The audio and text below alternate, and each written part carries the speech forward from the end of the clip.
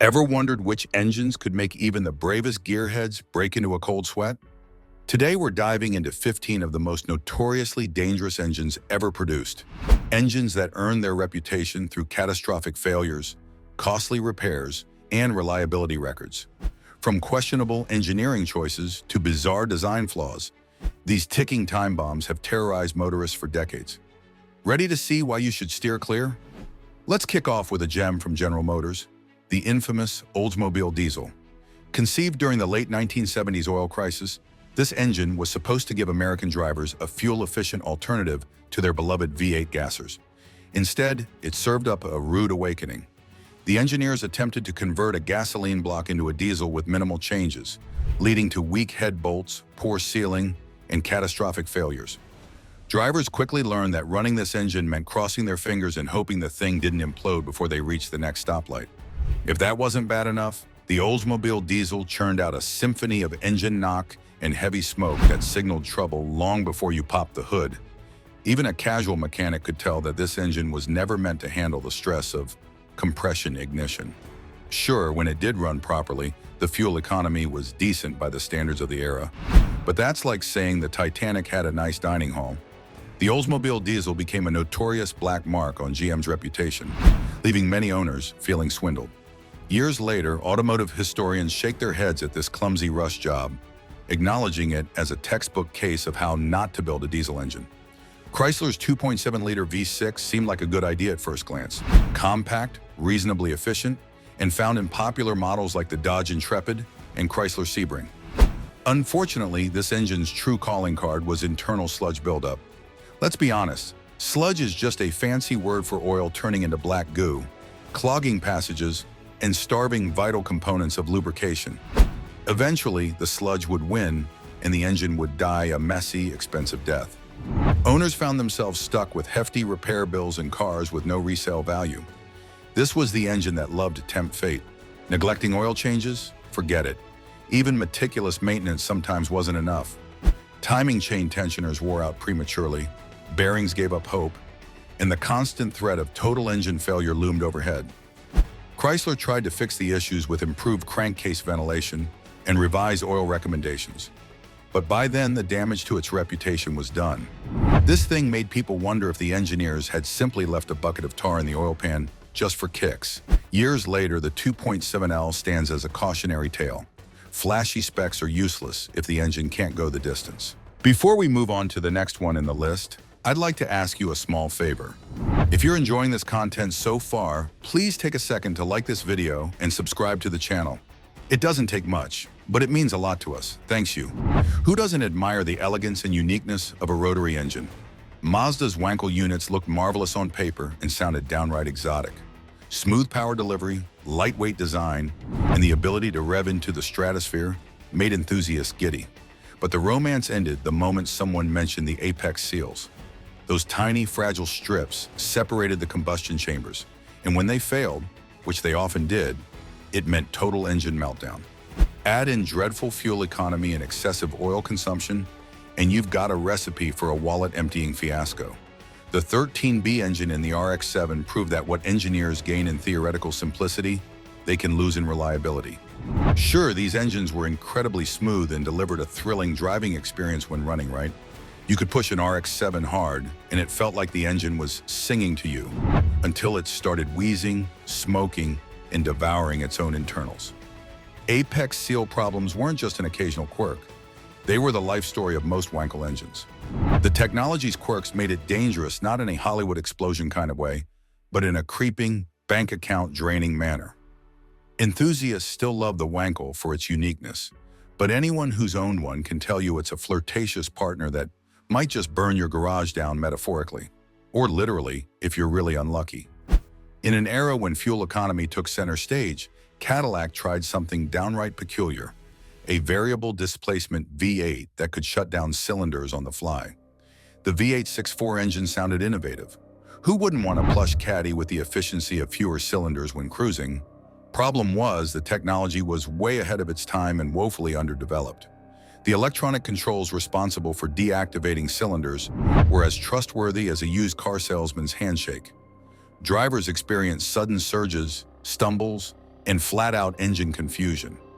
Owners often found themselves yanking out the complex electronics just to keep the engine running as a standard V8. The concept was brilliant in theory. Save fuel by not always firing all 8 cylinders. But in practice, it was like juggling chainsaws while riding a unicycle. Great if it works, disastrous if it fails. Cadillac eventually scrapped the idea, but the V864 remains a cautionary tale about pushing high-tech solutions without proper testing. It taught the industry a lesson. Innovation is wonderful, but reliability is non-negotiable.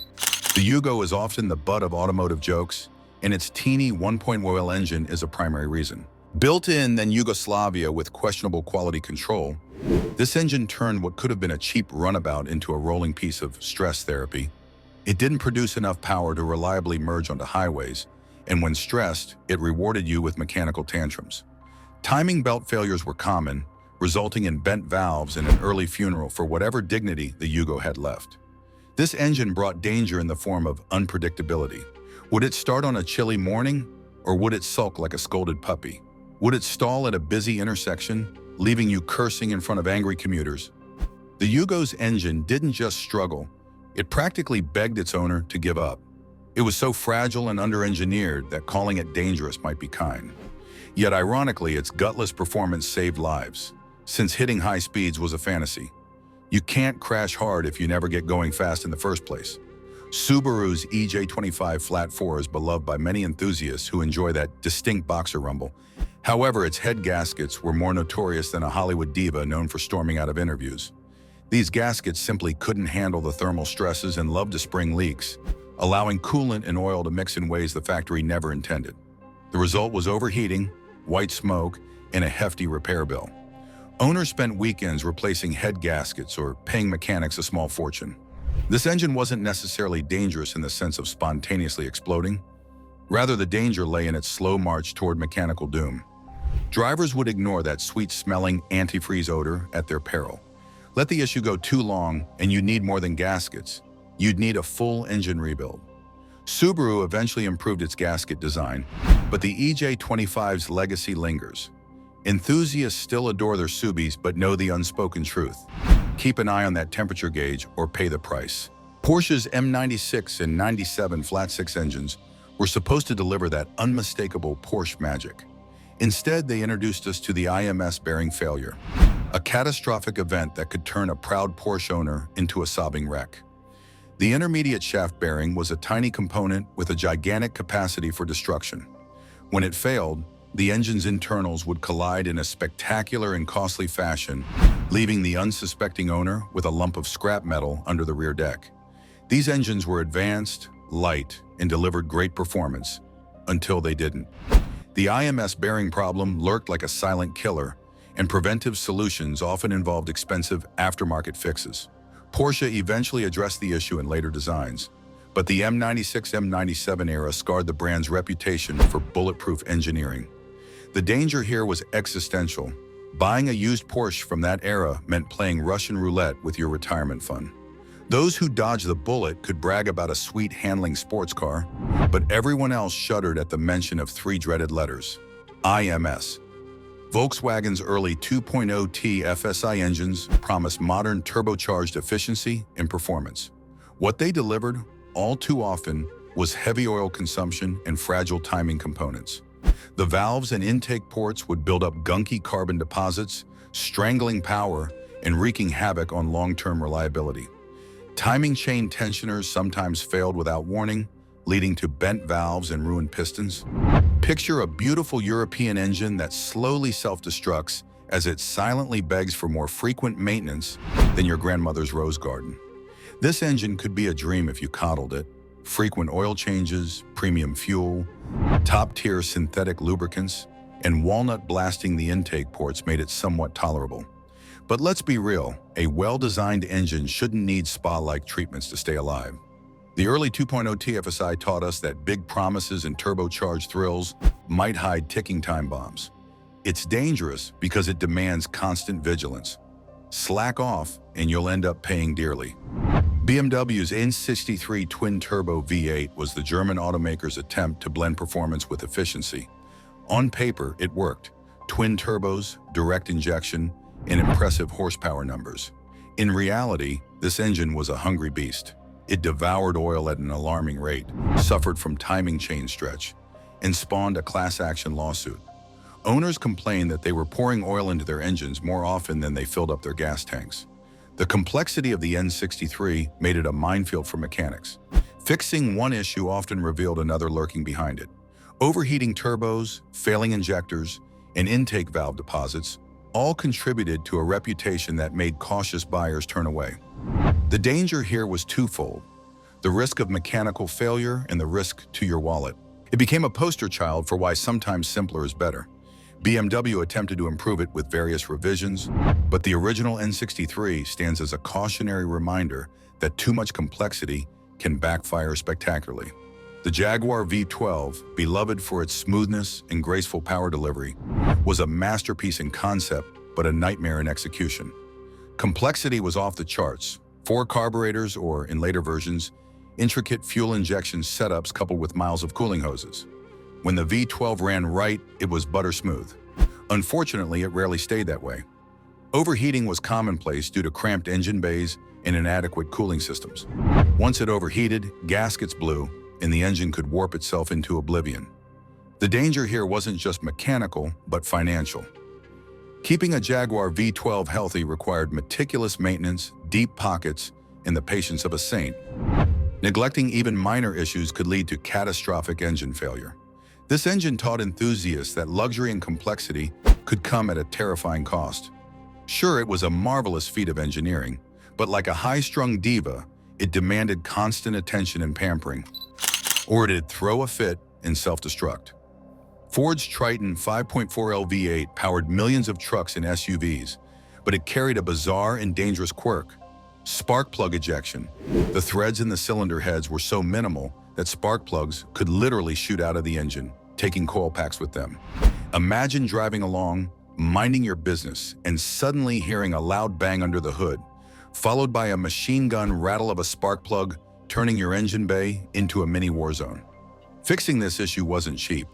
Special thread inserts were needed, and some mechanics charged a premium for the tricky repair. While not every Triton experienced this dramatic malfunction, the reputation stuck. Ford improved the design in later versions, but for those early Triton engines, the danger was always there. It made drivers nervous, because let's face it, no one wants their engine to spit parts out like a disgruntled baseball pitcher ejecting a ball. Toyota's 1M Zephyr V6 might surprise some folks here. After all, Toyota is known for bulletproof reliability, right?